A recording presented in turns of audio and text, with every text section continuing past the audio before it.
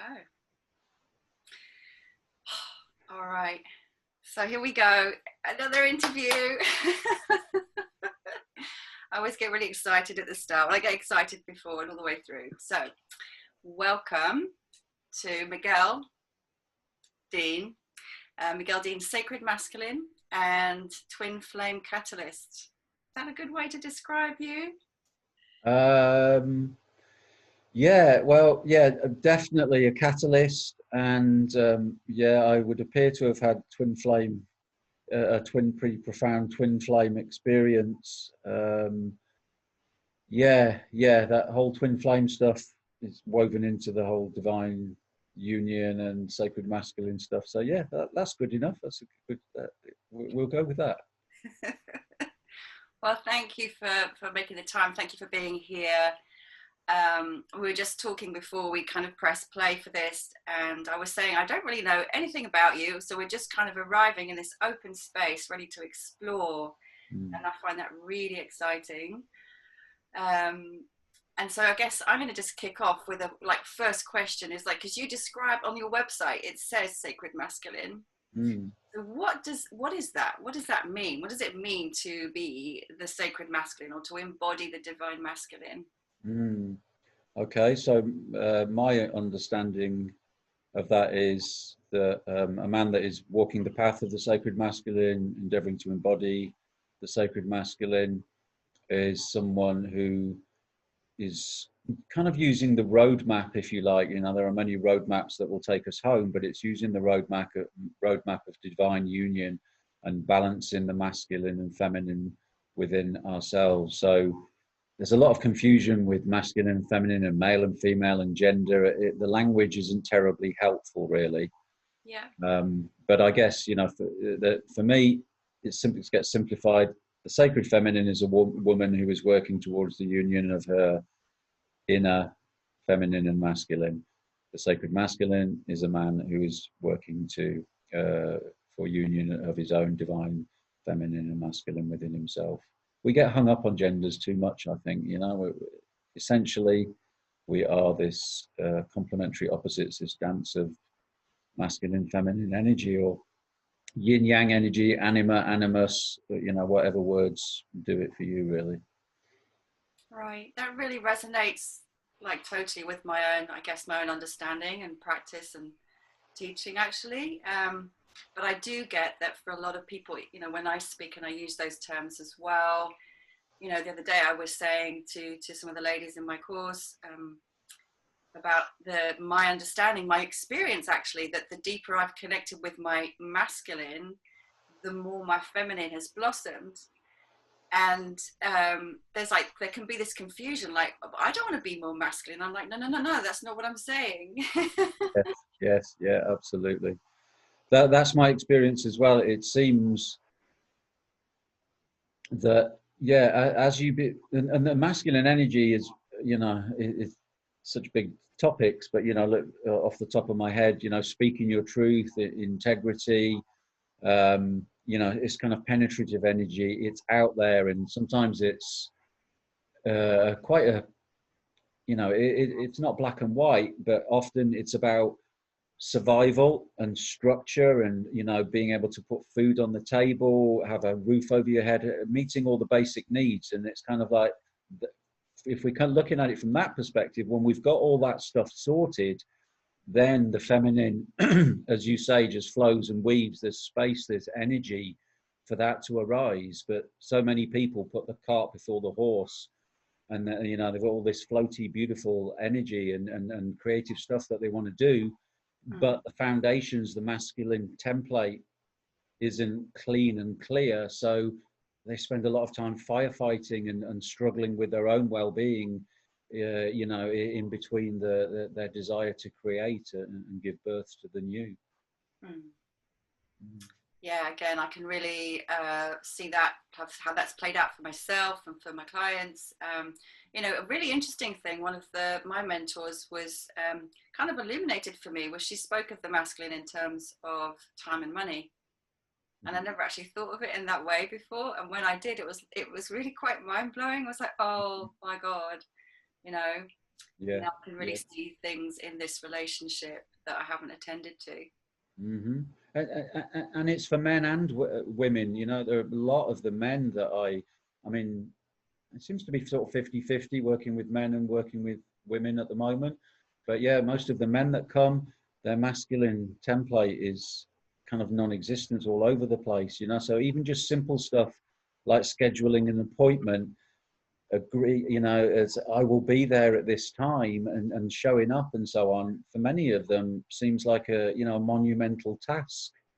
And that's about the masculine template, that integrity, that my word is my bond, that simple stuff of you can trust me. It's all about that kind of energy. Yeah, absolutely. So how I guess I will ask you about your own journey actually in a minute, but like, how do we, you know, because things have been so messed up, and there are all these kind of overlayerings of, I don't know, I call it the shadow masculine and the shadow feminine, or you know, Yeah. the immature or the distorted. So there, you know, and the patriarchal imprint that's kind of there. So Hmm. how do we distinguish what's healthy from what's unhealthy in the expression of the masculine and the feminine? Oh, that's a big question for this early in the morning. Thank you so much. Um, Yeah, go on, just give us the answer. well, yeah, there's a couple of things that come to mind. One is that I I'm finding that I live in increasingly from my internal compass. I'm not so, you know, directed by external laws, their laws, that stuff. Just because it's the law doesn't mean it's necessarily right. You know, I will question and I will feel inside. Yeah. And, you know, and our feelings, our emotions are a, you know, a powerful indicator of, you know, where something is arising from. If it feels good, if it feels in alignment, if it feels joyous, if it, then that usually means that, you know, I'm coming from a clean place in that template. And of course there are exceptions to that, because, you know, we can avoid and we can just do something that in the present is a kind of immediate gratification, but in the long term is going to cause more problems. So there's discernment and so on needed.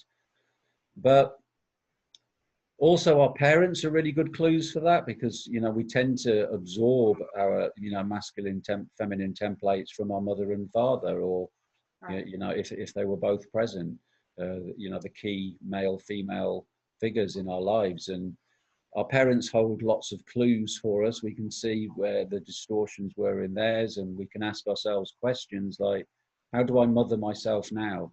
How do I father myself now? How do I give to myself now that which I didn't receive then?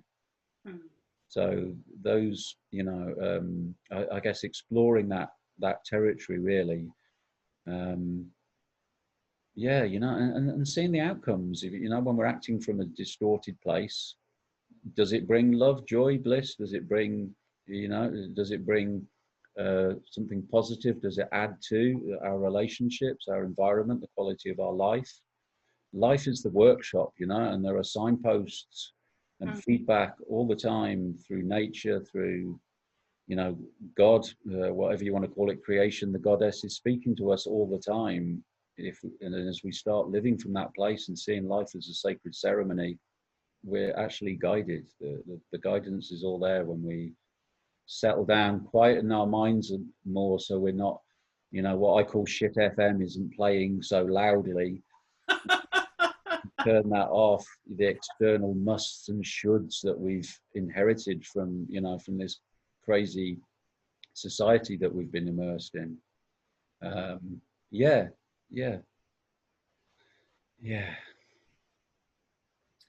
So I can imagine someone listening to you say that is thinking, yeah, that sounds great, Miguel, but you know, like, how do I turn shit off? Yeah. Well, yeah, that's a journey in itself. Possibly the greatest, you know, I guess if there was one tool that's been the most valuable to me, if I had to leave all my other tools, you know, in my toolbox, I could only take one. It would be that mindfulness and learning to become the master of my own mind and not attaching to my thoughts too much. And I always say that, you know, at one point, you know, I was homeless on the streets, an addict in a total mess. And the only reason that I am where I am now The only reason that I'm blessed to be where I am now is the result of small baby steps consistently taken. It's so much about perseverance, resilience, you know. So just catching the mind over and over. Whoa, you know, what's happening there? Bringing it back to the present. Is that really true? Just witnessing the mind and just absorbing that as a practice, as a way of being. It's not that we meditate for half an hour and then we carry on listening to shit FM for the other 23 and a half hours of the day or whatever, you know. It's a way of life. Meditation, being present, is a way of life, and listening to the mind. And, you know, I mean, I have some things that I say that my mind really isn't mine. I don't call it my mind. It's just the mind. And most of it is made up of external stuff that I've absorbed, you know, from society, thousands of hours of advertising, blah, blah, blah. So the majority of coming home of sacred union is the unlearning and the letting go of all that, and not attaching to those thoughts and those beliefs, and shining the light into the unconscious where we can see old programs, or, you know, still operating sneakily in the background and so on. Yeah, sneaky, sneaky. So you just dropped something in there that I want to follow up. You talked about, you know, you mentioned you were an addict, you were homeless. So I'm really curious if you're willing to share a little bit about your story and how you kind of got onto this path. Yeah. How did that happen for you? Okay. Yeah. The first book, pardon the little plug, but the first book I wrote is called Stepping Stones in the Mist, Life Lessons for Overcoming Adversity. And that sort of charts my journey from 18 to, I was about 40 when I finished writing, you know, when that book was published. Okay. So I'm very open in sharing my story. I believe that, you know, that when we share and vulnerably and share, you know, all of ourselves, it gives other people permission to be a little broken and, you know, not get it all right. Yeah. And we can drop the masks, and we can all just sort of have a group hug and say, hey, we're all a little bit lost and confused, and we're all making it up as we go along as best we can. Yeah. So my story, I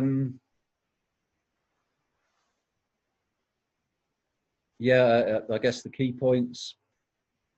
My mom died when I was 7 months old, of cancer, which was pretty sudden.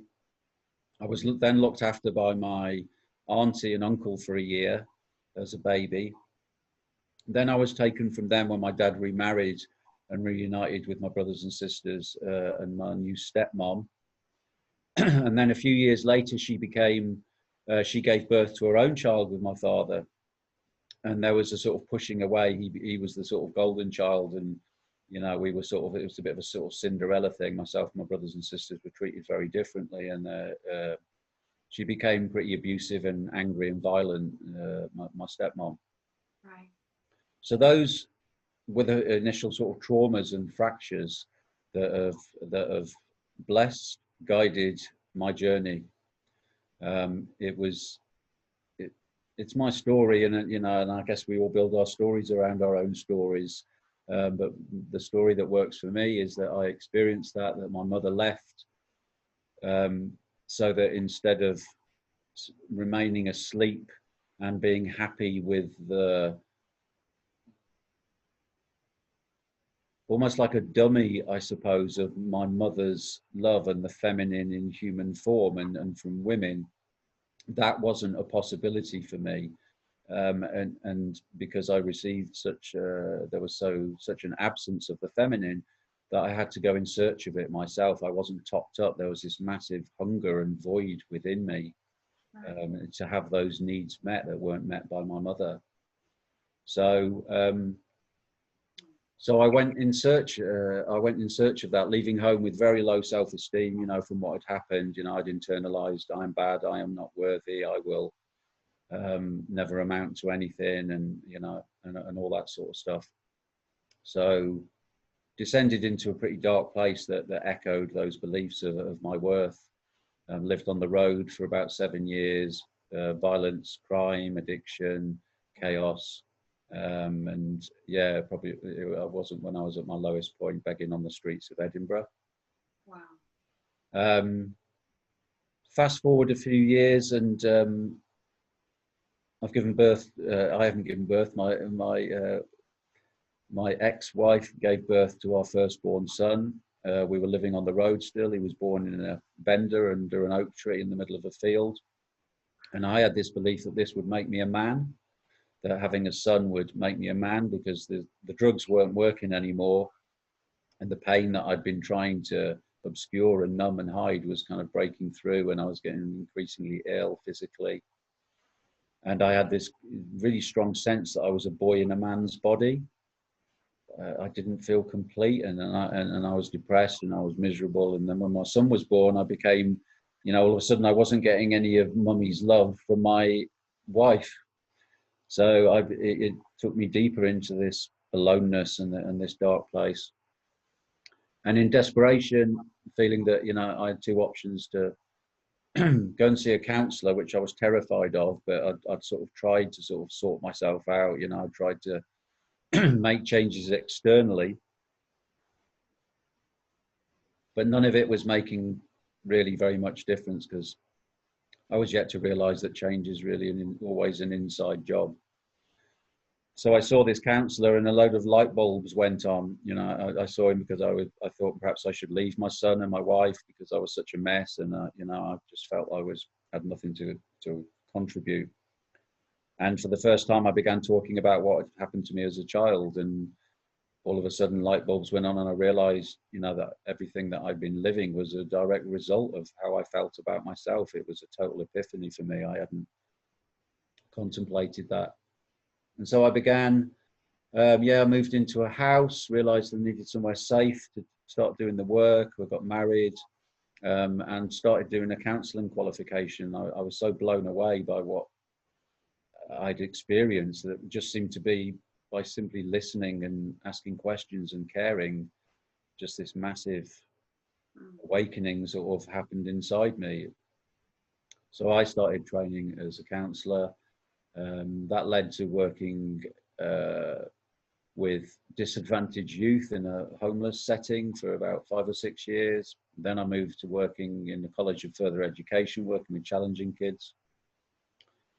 And during that time, I began seeing, well, all these kids, all these messed up kids, where are they coming from? So I started looking at the cause rather than the effects, rather than just dealing with the kids, these broken young men mainly. And I saw that it was all about the marriage and the union and the relationships, the mothering, the fathering, and how most adults are children with, wounded children and trying to to be an adult. Yeah. So I started looking at doing some public speaking and sharing my story and talking about change. And then I left the college because it was just too constraining, and I wanted to do something different. It was, I was a wage slave, and I didn't really believe in it, that the work I was doing was holistic enough and going deep enough. It was just like a merry-go-round of qualifications. And then I was invited, in a few years of been working for myself and things moving and evolving, and I was invited to speak at the Goddess Conference in Glastonbury. Okay. I was asked to speak about the initiation of the boys, that I've done some work around. Okay. And so I came and spoke, but the crazy thing was that I was just sort of found myself in an altered state of consciousness for the 7 days of the conference and all. Yeah, something really strange happened in that energy. I can't really explain it, but when I left, I started writing all this poetry, sort of sacred masculine stuff started coming through me, and people started getting in touch and saying they were having emotional experiences reading what I'd written, or it kind of seemed to be, I don't like to use the word, but sort of channeled, to some extent. And people started using the word sacred masculine, and I was sort of looking behind me, sort of going, well, who are they talking about? What's that? I've never heard of it. So had you had anything to do with the goddess before then, or sort of an awareness of goddess energy, goddess archetypes? I'm a really experiential learner. I haven't read a book for 10 years. So, I don't acquire my information in that way anymore. And Right. so intellectually, if somebody had spoken to me about it, I probably couldn't articulate it, but I did have I've had an increasingly deep reverence for the earth, and and I have in my own healing, and that she is the mother, the ultimate mother. Losing my mother helped me find the divine mother, that's what it was all about. It helped me seek inside myself. And I did a sort of vision quest ceremony for 5 days with fasting and stuff on your own on the land. And I'm aware that something happened in that time, that I fell in love with the land, is how I describe it. I fell in love with the mother. Something just shifted inside me. And yeah, just kind of intuitively, I've always had a very strong connection, after my divorce, when I was just so broken. I just spent so much time. I was living in Malvern then, on the hills with the land. It was so healing, and she just kind of calls, it's like I feel better when I'm there. So I can't not do it. I can't not follow what my body. It's more about what my body wants these days than what my head wants. So, yeah. Wow. I really love listening to people's stories. And I know, we know as well that we can kind of get trapped in the story and make it mean so many things, and it can be such a limitation upon us. But at the same time, I always find when I have these conversations, it's just so beautiful to, to hear what has happened to bring you to this point, and to see, I mean, this is my perspective anyway. I always see in it the beautiful, immaculate orchestration, really, of the unfolding of your gifts and your purpose, which you wouldn't ever have thought or dreamt of right back at the beginning, when you're in so much pain and so much darkness. And I know, I've had similar stuff, and everyone I speak to has similar experiences of sort of being completely broken apart. And yet there's the beauty and the gift in that, the blessing, you called it, actually. Yeah. It the further as I travel this road, everything just seems to be getting more and more paradoxical, and it is that we are our stories and we're not our stories. There is a deep part that is untouched by that story in some way, but it is also who we are as well. And my guidance is often, honor your story, but don't get too attached to it. Right. Yeah, that's a good one. I'm curious to know if, as you've carried on in this exploration, like you say, you're very experiential. Have you had, I don't know, I know some people who are working in the twin flame or divine union area talk about connection with particular deities or particular archetypes. But Mary and Yeshua come to mind. You're based in Glastonbury, so there is a lot of that in the field there. Is that a part of your awareness, your work? Yeah, I have a resonance. In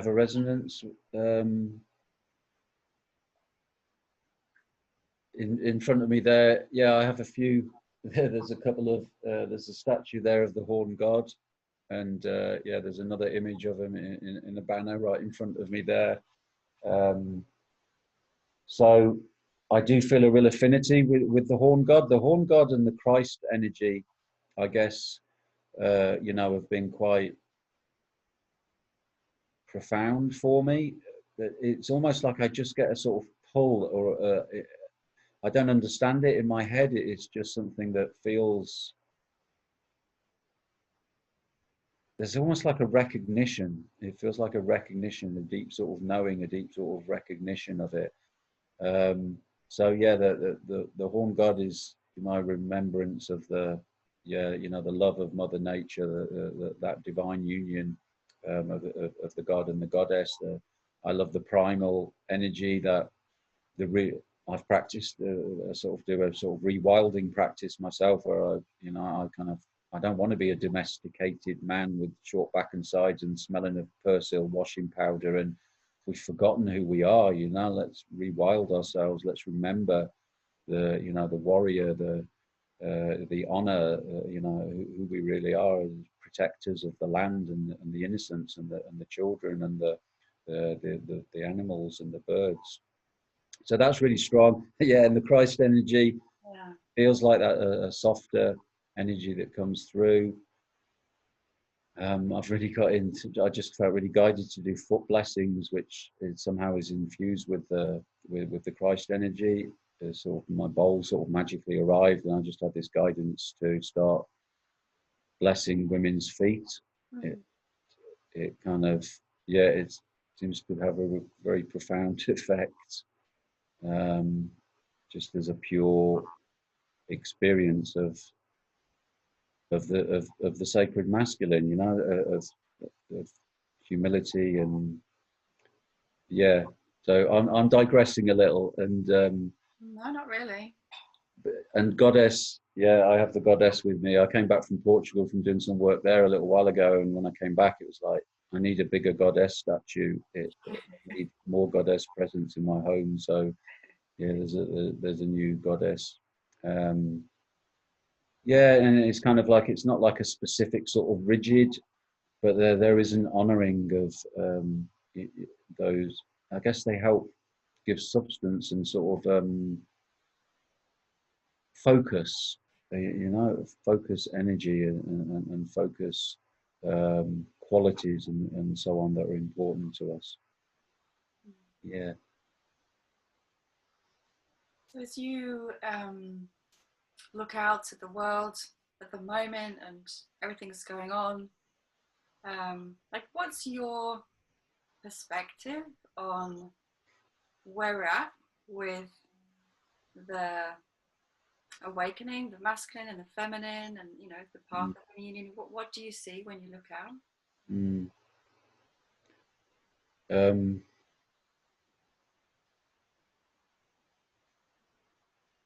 I'm not sure what I see. I always kind of begin the sort of response to this question with, I don't know. And I think that needs to come first. And I think that's a lot of the gift of what's happening is at the moment, is that we can't really work this out with our heads and surrendering to not really knowing. So we all, I have my story, which my guidance always with stories is, not to hold them too tightly, just to hold them loosely. And my story that works for me is that, we are at the point of a great shift, a great turning. And I don't really see how we can fully live 5D New Earth unless this foundational work is done on the union and the harmony of the masculine and feminine within ourselves. Because it just seems to me that if we have a man that is in sovereignty with himself, that is in union with himself, and a woman that is in union with herself, and those two beings come together and create a new life, then that's job done, really. That's job done. And at the moment, it feels like we're in this transition. I call it a rainbow bridge between the old story and the new story, and of relating. I'm deeply in exploration of 5D relationship. How do we do 5D relationship? The old paradigm, the old story of relating is dead and so woven with religion and codependency and trauma bonding. I'm not sure that, I'm not convinced that what we call love is actually love at all. I think we've totally been hoodwinked. So it feels like, but in order to come to this new earth, we have to dissolve that generational trauma, and that the war between man and woman, the masculine and feminine, has to end. The war in the world, everything is to some extent is an expression of that internal war that's going on inside us and with our, with our significant other and so on. So it feels as if there is a great rising and a focus on that energy at the moment. I'm finding that more people are finding me on my website and just, you know, through Google, and there seems to be more of an interest and more of a knowing, a recognition that this is a significant part of work, piece of work that needs to be done. It feels very foundational. You know, if we have that strong foundation, then we can build all sorts of magic and beauty can come from that. But otherwise, everything's going to be built on wobbly foundations. So it feels as if that's what's happening in the world. You know, we've shifted the whole patriarchal masculine energy, doing, doing, doing. Look where it's got us, in that distorted, blind way that is just guided by the head and lost touch with the feelings and the compassion and our humanity. So we've been told to stop. Everything's stopped. Lock down, go inside, experience the feminine, be with yourself, stop doing, rest, rejuvenate, recuperate, mother yourself, discover new layers of relaxation that you didn't realize were there, because we've been so immersed in this frenetic sort of like, you know, tension, stress, energy. So it feels like, you know, it's all been divinely orchestrated. So it's okay. And at the same time, I have waves of grief. You know, I think it's also really important to remember our humanity and to feel the pain of the world. I feel the pain, and I feel deep compassion for the suffering that is taking place. And I pray that it be as little as possible. But there's, you know, pain, chaos invariably precedes birth and the creation of something new. And I feel that that is something that is taking place on this earth at the moment. Yeah, totally with you actually, all the way on that, all of it. You know, people often, if I'm asked to say why I do what I do, I'd probably get to the same thing. It's basically, well, if yeah, if women and men understood themselves as they truly are and experienced that inner union, there would be no war. There would be no, the world wouldn't be as it is now. It would be impossible. Yeah, It'd be absolutely impossible. So that's what I live for, actually. You know. Beautiful. Yeah. And also, yeah, really relating to the analogy of the birthing, and like I keep thinking, oh, we must be like having birth two babies myself, you know, knowing the stages. I'm like, oh, we must be at transition stage by now. And then it goes a little bit longer. I'm like, geez, this is a fucking long labor, you know. Yeah. Yes. Yeah. It feels like that, doesn't it? It feels like that, and at the same time, it's a blink of an eye, isn't it? You know, it feels like a long and slow in human terms. Yeah. But yeah, it's good to sort of do that buzzard's eye view and remember the big picture, but don't slip into some spiritual bypass of, oh, it's all lovely and love and light and it's all sweet. And, you know, I really don't want to look at all the suffering and so on that's going on, because I don't think that helps. To feel that can motivate us and can, sometimes it arises, you know, kind of righteous anger arises in me, and that gives me energy to keep going sometimes when I feel a bit overwhelmed by what's going on and so on. Yeah, that's true. So Miguel, I want to ask you about the twin flame part. Again, from our conversation, I'm kind of getting that we have a fairly similar understanding of that. But again, I know from my own previous experience, as well as what's out there, that there can be, and I think it's pertinent because you talked about 5D relationships as well. I want to ask about that. There can be quite a romanticized notion of what that is. I had that. And then I went into something that I thought was twin flame union, and I was torn apart. Yeah.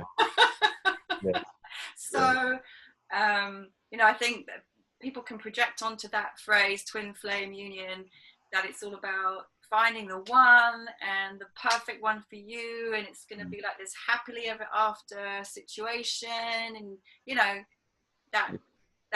Yes. So my experience of, well, no, I think firstly, I think there's a lot of suffering that takes place because of the whole twin flame thing, you know. And just to clarify, my understanding is that pain is an essential part of life. It's part of what we're here to experience, but suffering is optional. Suffering is dependent on the way we think about things and, you know, how we choose, with the lens we choose to perceive the world through. So I think that, yeah, I think there's quite a lot of suffering. And then I think to some extent, the whole twin flame thing has just become a spiritual version of the Hollywood idea of romance, and that there's somebody out there that will complete you. Yeah. It's totally disempowering, and it's just a spiritual kind of, like, you know, spin on that, really, that in rather, you know, which the world encourages us to do, that look outside, you know, you will find your happiness, it's all outside, buy this, change your career, change your figure, change your, you know, whatever. And actually it's always an inside job. So I think it can be very misleading and distracting. I'm not sure about the, you know, again, the whole thing of twin flame is, you know, a soul that's been cut in half and you have to find the other half, and, you know, for you to be complete, that doesn't resonate for me. For me, what I call my twin flame experience was, it's okay. Let me rewind a little bit further than that. 5D relationship, for me, the primary purpose of relationship is healing. It's to become the best version of ourselves. So when we come from that place, you know, everything changes a little bit, in the way that we're viewing another person and so on. And so my understanding is that the resonance and the attraction with another often isn't, it was called love, but that's actually a weave of trauma bonding, twin flamey sort of stuff, that we're vibrating at the same frequency, and we have similar experiences, that if we come together, we have the opportunity that each will trigger our primary wounds, the initial wounds that we have, so that we can run the story again, but from a conscious place. Right. So that the emotion, so that is trapped in the body, arises to the surface, and that we overlay that distorted template with a clean, conscious template, saying what. So it's kind of like, okay, the same thing is happening. You know, my partner is treating me the same way as my father did, or whatever. Yeah. But what is happening in the now, and what I am feeling, and the reason why it's uncomfortable, is because of all that old emotion that is stored, that it is bringing up. When I release that, and when I take back my sovereignty and my responsibility, and realize that I'm in charge of my own feelings, and it's up to me how I respond to somebody, then we wipe that, you know, we wipe that template, and we replace it with a conscious, clean one, while having the courage to feel that which we need to feel, but not attaching it to what our partner is doing in the moment. Yeah. Yeah, does Brilliant. that make sense? Totally makes sense. Yeah, totally. That seems to be the essence of twin flame. And twin, you know, I believe that every relationship is that, you know, whether it's the person that serves us at the post office or whatever, you know, life is all one continual flow of relationship. And I believe that every exchange with another human being is an opportunity for us to be more of who we truly are, and to gift them with the opportunity to be more of who they truly are. In twin flame relationship, which I don't believe has to be romantic, either, it's just kind of pretty intense. And I kind of called mine in, you know. I said, look, I'm ready. I've had enough of running. I've had enough of broken relationships. I've had enough of trying to manage this attachment trauma that I'm still carrying inside me, this terror that if I connect to a woman, that she will leave me, and all that sort of stuff. So I called it in. I said, I'm ready. And so the woman appeared that would undo me, that would bring me to my knees, take me to that deepest wound, so that it could be purged and cleaned and sorted once and for all. Yeah. Oh, yep. I can relate to that. Is it possible to have that experience without being in a romantic relationship with someone? When you say that experience, Oh, the twin sort flame of, union. yeah, yeah. Well, I think my suspicion is that, yeah, nothing's absolute and nothing's black and white, you know. So there's going to be all sorts of different variants on that, you know. I think you can have a twin flame relationship that could be a business partner, or, you know, there doesn't. I don't think there has to be romance involved. It's yeah, you know. I guess it's. I don't know. I don't know whether it's the.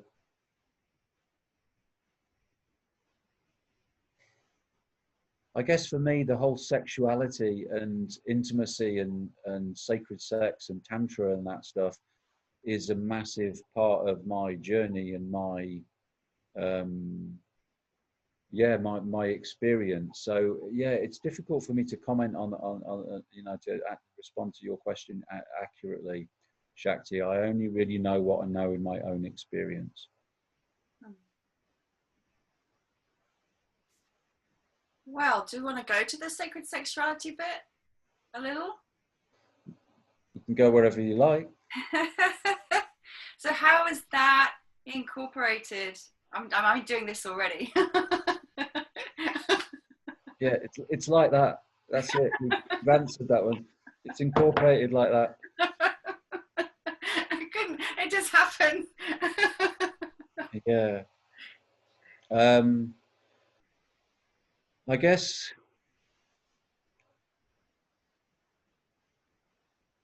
there's something very, for me, making love is an expression of the celebration of being in these human forms. It's, you know, it's kind of like such a feast of the senses. It's like, oh my God, how amazing it is to be in the, you know, to be, have these bodies and have these forms, have these emotions, be able to touch, feel, you know, it's a total banquet for the senses. And it's also an expression of, I've always had this sense that when I'm making love, I'm making love to a woman, but I'm also making love to an incarnation of the goddess. It's always the same, and to some extent, I'm making love to myself. You know, it's making love to life itself. Yeah. Coming from that place, and, you know, living your life from that place, and then it culminating, you know, in the bedroom, if you like, just becomes something really profound and deep and sacred and otherworldly, where when you enter that space, and in that openness, in that vulnerability, there is great healing that takes place. I mean, I find in my own relationship often, you know, there's, after, you know, there has been a deep sexuality, a beautiful experience, that quite often there'll be all sorts of emotion and stuff will come up the next day to be cleared. Yeah. um, it's, I don't really like the word sex, and I don't totally resonate with making love. It's almost like not making, it's kind of remembering or just allowing it to flow through, or it's part of this 5D relationships thing. I don't think we've got the right language yet. You know, we're moving into something completely different. Um, so yeah, sacred sexuality. Mm. It's just a beautiful opportunity to allow the divine to flow through us and to express. It's kind of like, you know, the if you like, the divine doesn't have a body, so the divine needs to know itself and experience the dance and the beauty of the masculine and feminine through man and woman coming together in that way, you know, as well as in other ways. And yeah, and the deeper it is in the bedroom is dependent on to what extent you live from that reverence in you know, in the way that you live your life in each moment, with every interaction, in every relationship. It's yeah, it's an expression of who we are, really, I guess. Mm. So Mm. beautiful. Mm. Oh, I love what you've just transmitted there. You know, yeah. Very, yeah, very pure, and just again a reframing of perhaps the common understanding of what sex is all about, really. Yeah, and you've just mentioned the word pure there, and I guess I'd like to, yeah, and just clarify that that doesn't mean that it always is just a total pure light, kind of like, you know, it's for also us to embrace the primal and the wild and the animal and the shadow and all of that. You know, Right. it's not, yeah, it doesn't have to be a, it's kind of, what's the word I'm looking for? Almost evangelical, kind of, you know, soft, sacred, sort of flowy. It's everything. You know, the making love is everything. It's like the way we make love is the way we do everything. The way we drive our car is the way we do everything. You know, the way we brush our teeth. It's all, you know, it all it's the way we live our life. Yeah, yeah. I'm going to just come back to a few kind of final things. I'm just looking down because I had a few questions that some of the ladies I work with wanted me to ask. But actually, I think I've asked most of those. Mm-hmm. I'm going to come back to a couple of things. So the first thing is I work primarily with women. Mm. And at the moment, we're on a part of the course that I'm teaching, which is all about the masculine. So we are all looking at our inner relationship with the masculine, our outer relationships with the masculine, what we can do to heal that, and how we can deepen that inner connection. Mm-hmm. So, yeah, is there anything you would offer there as input from your own experience and wisdom?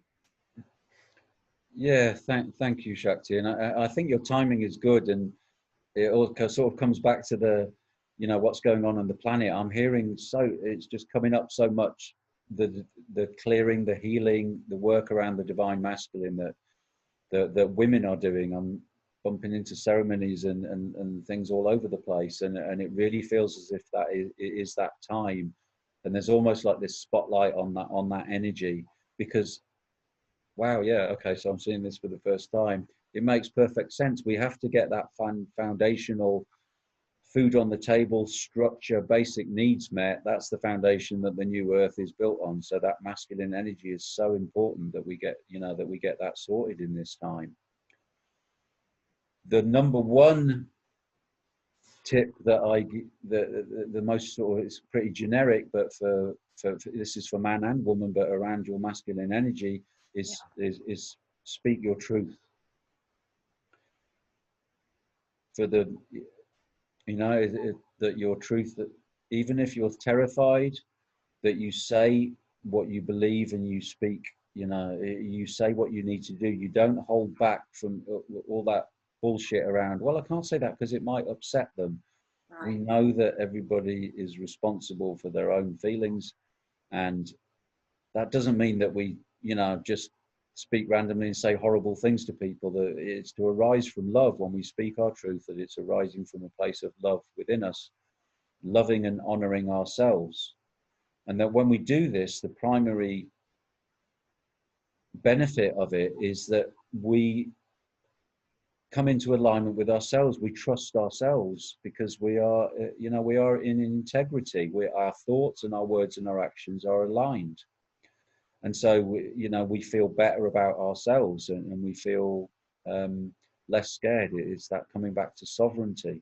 Yeah. How another person responds when we've spoken our truth, that's secondary.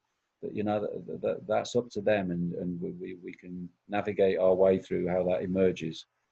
But to speak your truth and say what feels right to you, and, you know, and own it as this is my truth. It's not I'm trying to tell everybody else that this is how it has to be, but just that what we have to say is of value. My voice is needed. My opinion is needed. It doesn't need to be exactly the same as everybody else.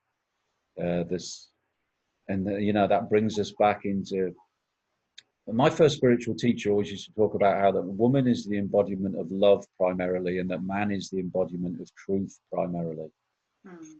So, and maybe he was talking about that sort of masculine, feminine aspects, you know, within each. I'm not sure, but speaking our truth, yeah, means that we are in alignment with truth a lot more. It's about honesty, and it's about, you know, which is about the light, which is about not obscuring the false and the lies, and carrying energy inside us, and, you know, stories and so on, that if we just perhaps spoke them and shared them. And in that, of course, you know, we transcend our vulnerability when we speak our truth. And vulnerability is a superpower, you know, when we realize that it's okay to be broken, it's okay to be tender, it's okay to not know, it's okay to be confused, to be lost. That's part of what we're here to experience as well. That is the other side of the same coin of finding our way, and being whole and so on. So yeah, number one, speak your truth. And I suppose on the flip side of that, for the feminine side, is learn to listen, learn to receive, learn to listen, learn to be still, learn to be quiet, and learn to really listen when your mind is quiet. And so those together, the speaking the truth and knowing when to listen, and discerning between the two. Again, you know, that's a practice that we could, if you were to focus on that for a few years, you would notice a massive difference in your life. Just that one thing. Thank you. Yeah, Mm. super. I love like the simplicity of it, but the power of it. Mm. I want to sort of come to a close and just ask you a little bit about your book, because I think we really have to mention that. Your book, Bring Him Home, Sacred Masculinity Rising. Here's, I have a copy here. Mine hasn't arrived yet. It's on its way though. Good, good. I'm glad you ordered. Thank you, Shakti. I'm really excited to read, you know, because for me, like whenever I take stuff in, I'm sitting right next to my bookshelf here. And, you know, I spent a long time reading to feed my masculine, because he didn't know. He had no clue how to show up. So I'm like, I'm going to educate you. I'm going to read all this stuff and kind of show you the other models of how you can be. So I'm continually taking it in. So it's you know, nurturing myself and growing myself. So yeah, so bring him home. So why bring him home? What does that even mean, bring him home? Good question. It's called Bring Him Home because my partner at the time um, received guidance from her spirit guides that that's what was going on. She was going, "What? Who is this man? What's going on in this relationship? This is crazy. I don't understand." And all she heard was "Bring him home." And she said, "Well, what does that mean?" And just said, "Bring him home." And when she came and saw me and shared that with me, I just burst into tears, and because I knew exactly what it meant. I felt it. I felt it already happening. That it was about, if you like, simply put, the divine feminine bringing the sacred masculine home. And in this instance, it was, you know, that she broke me open. She triggered me to my primal wounds, my primal attachment wounds around when I was 7 months old, and I kind of regressed and had this, yeah, really powerful but horrendous kind of experience of being that baby again, not really knowing what was happening. But yeah, she, you know, she broke me open, and in that, releasing and being able to consciously, increasingly allow the man to feel what I needed to feel and not project it onto her, know that she was serving me. She was opening a wound that needed to be purged and cleaned.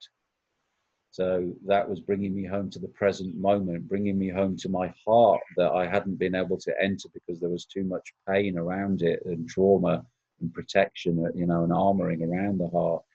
So she helped me dissolve that to bring me back to my heart, bring me back to the present, so that I wasn't living every relationship from this little boy trauma place, living from past stories.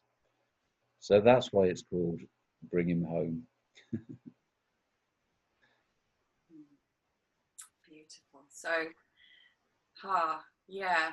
So in that, speaking of the sacred masculine rising and you know, there's steps that might be a part of that. Not that I actually believe in like things going sequentially anyway, or hierarchically, but it's interesting then. And again, I think for any man watching this, that could be quite confronting to hear, in that what I'm hearing is, okay, so stepping into the sacred masculine, you're going to need to feel some really strong emotions. Yeah, it's warrior work, you know. It's warrior work, and yeah, you have to have the courage to be to stand in the fire.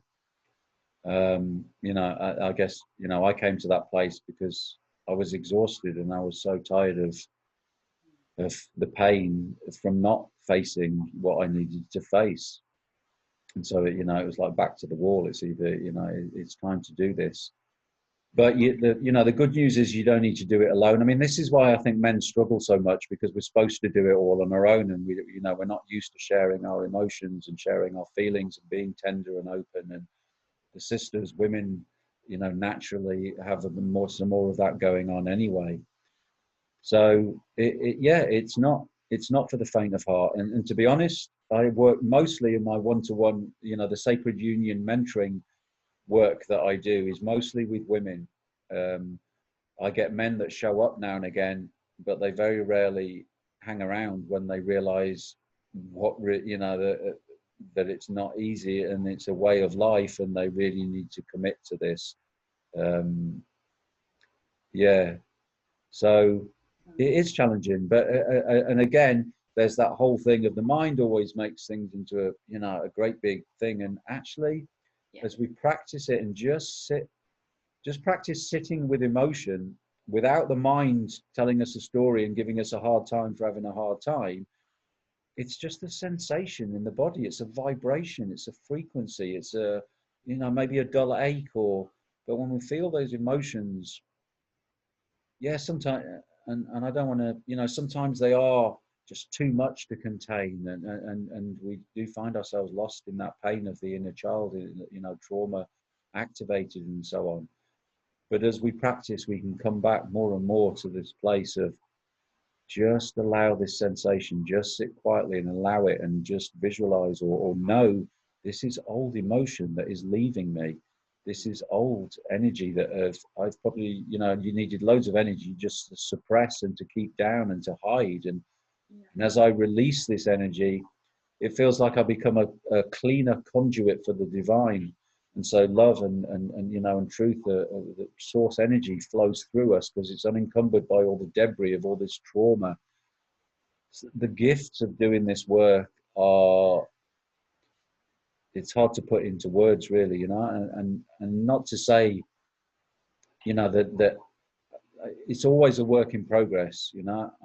I'm in relationship at the moment, and there is some trauma stuff and attachment things coming up for me still after so much work and so on. But we're holding it with tenderness and with kindness, and we're speaking about it. And yeah, you know, that's part of the whole 5D relationship thing of how we do things differently and how we transition from a place of fragmentation and war to a place of divine union within us.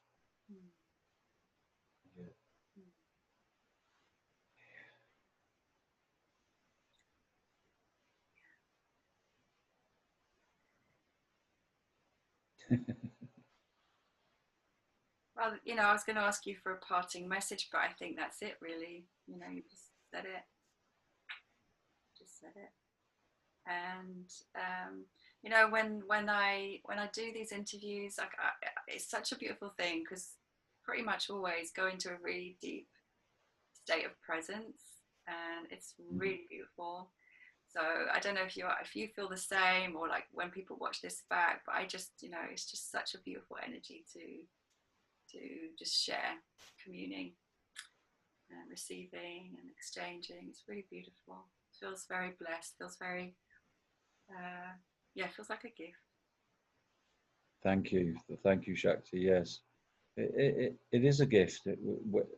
For this 50 minutes or whatever, we're in relationship and we're having a honest, intimate, vulnerable, real conversation.